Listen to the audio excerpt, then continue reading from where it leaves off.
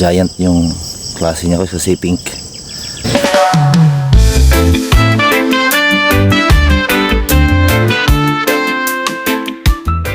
So magandang hapon mga pare kois, no? Welcome to Pare Kois Fishing Adventure. So ngayong hapon na to mga kois, no? Manghuhuli tayo ng dalag. Yan.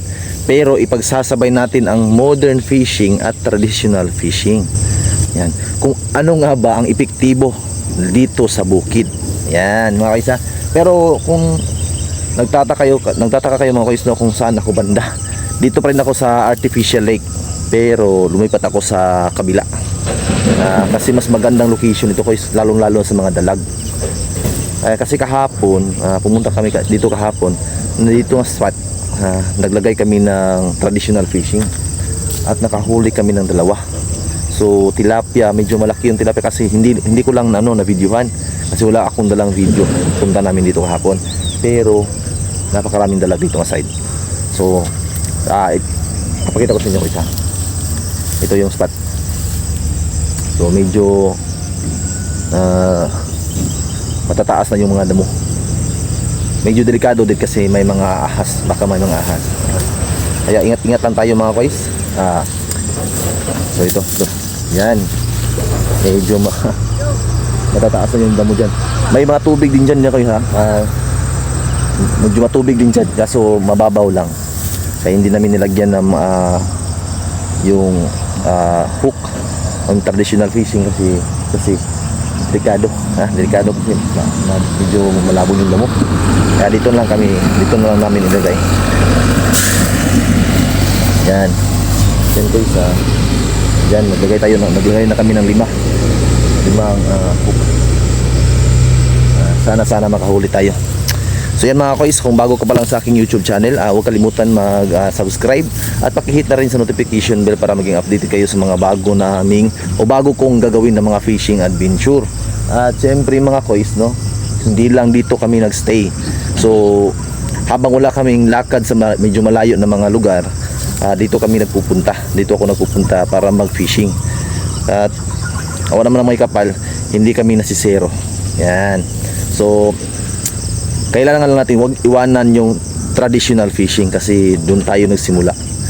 Yung ako isa, samahan nyo ako sa aking fishing adventure. Let's go. So yan guys, no, jackpot yung ating area.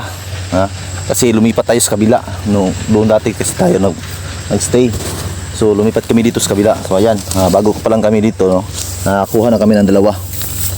Yan yung isa, tsaka yung isa. Yan.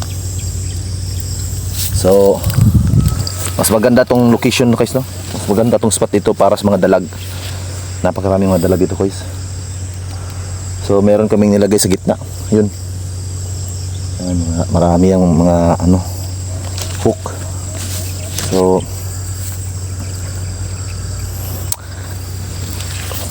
tingnan, tuturo ko yung sa location na natin guys. So maganda. So kaso lang medyo napakarami mga damo. Masukal yung dito guys, no? Delikado din kasi baka may mga ahas. So dito tayo. Ahas na katulad ng dito tayo mag-stay.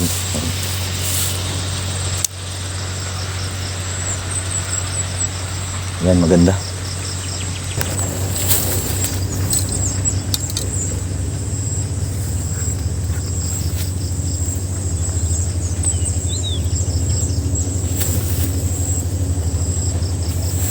Medyo masukal lang yung damo dito guys, no? Pero good spot. Maganda talaga spot na to guys.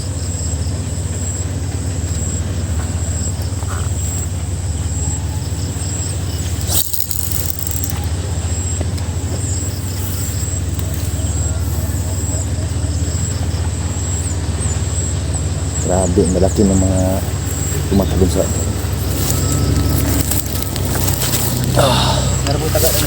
ha? Oh, laman, okay man siya. Laman nga. Saan guys? Dalawa yung nahuli namin.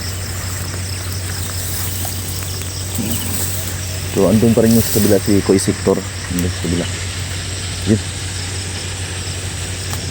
Kaya kung matukas dito. Nasulunan dali.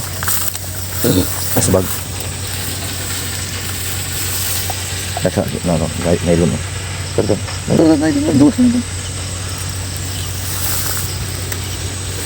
Ay, naman sa doon to. Ha? Siguro. Wala sila nito. Nawala to tungkuan. Plastic. Dito mo suksok sa ilaw mo kayo. Mo gani ikon gina isulot gina daw.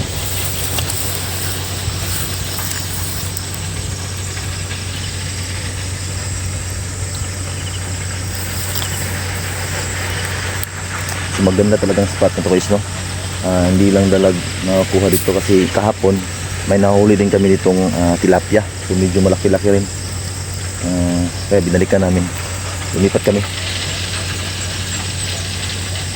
Sana swertehin tayo ngayon.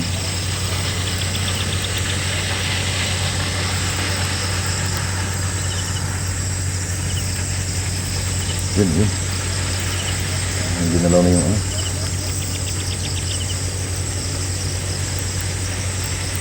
Ginalaw na yung palito. Okay.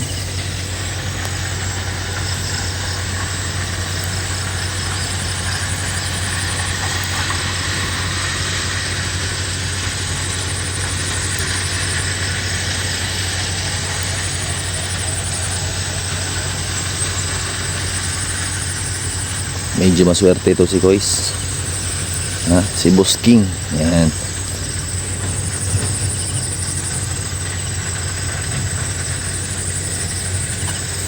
Sana may mahuli tayong tilapia ngayon Kois, no? Kasi kadalasan dalag yung nahuhuli namin. Sana may tilapia. Kahapon lang kami nakahuli ng tilapia na medyo malaki-laki. Isa lang. So, suksok na. So, let's go. Yan guys, no, sa wakas nakahuli na tayo ng tilapia. Yan. Giant to? Giant. Ayan. Giant yung klase niya ko sa sea pink. Yan. Sa wakas. Lalaki pa to. Oo. Pero kakainin natin yan. Huwag natin palakihin. Yan guys. Sulit. So yan guys, no, sa wakas nakakuha na rin kami ng tilapia at na-videohan ko na talaga. Sulit yung paglipat namin dito sa kabila kasi meron talagang laman. Yan. So murkuha pa.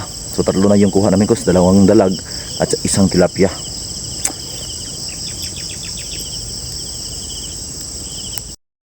So alam nyo guys, no, mas napapansin ko yung maganda talaga pag isabay natin yung traditional fishing at saka modern fishing. Kasi itong modern fishing na ginagamit ko, itong modern fishing rod, madalang lang yung nahuhuli ko. Pero sa traditional fishing na ginagamit, yung mga palagdas, kasi traditional fishing yun, meron talagang huli. So hindi kami nasisiro kapag pumupunta kami dito kasi marami kaming nahuhuli pa rin. So maganda talaga. Mas kung mag-fishing adventure kayo, huwag nyong iwanan yung traditional fishing. Pwede pa rin nating i-apply yun, ha? Pwede pa rin nating i-apply yung traditional fishing at isabay natin sa ating modern fishing. Lalong-lalo na dito sa bukid, ha? Kaya pare ko guys, huwag niyong kalimutan mag-subscribe sa aking YouTube channel. Paki-support naman sa aking YouTube channel mga guys. At syempre,